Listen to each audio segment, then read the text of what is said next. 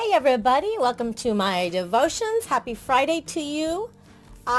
This is such an exciting devotion to me, coming from Max Lucado's devotional called Live Loved. Okay, now in John 14:3 says, when everything is ready, I will come and get you so that you will always be with me where I am. Jesus said this. Now, this is not an empty promise. This is the promise of Christ. Don't let your hearts be troubled. You trust God, now trust in me. There are many rooms in my Father's house. If this were not so, I would tell you plainly. When everything is ready, I will come and get you so that you will always be with me where I am. Okay, now let's delve into this a little bit. He promised not just an afterlife, but a better life. There are many rooms in my Father's home, and I'm going to prepare a place for you. We Westerners might miss the wedding images, but Jesus' listeners didn't. This was a groom to bride promise.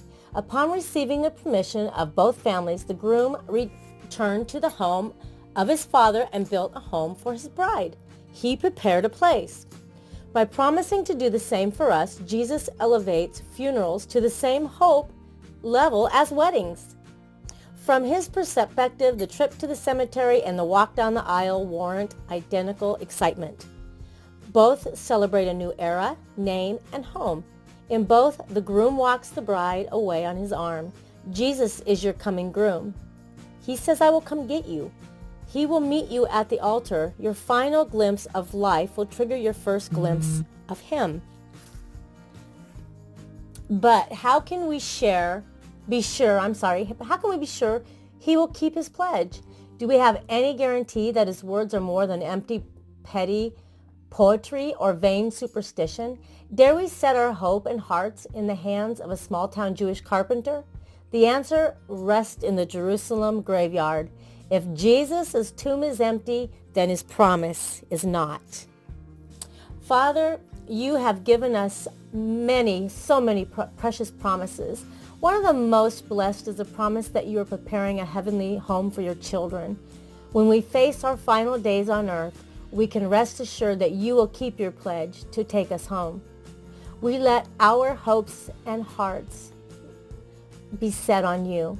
Lord, it will not be just an afterlife, but a better life. Amen. Matthew 14:30-31 says, and they will set the Son of Man, and they will see the Son of Man coming in the clouds of heaven with power and great glory. And he will send his angels with a great sound of a trumpet, and they will gather together his elect from the four winds, from one end of heaven to the other. There you have it, guys. That is good news. That is good news for today. You guys have a blessed day. I love you. And don't forget to say your prayers. And I'll talk to you later. Bye-bye.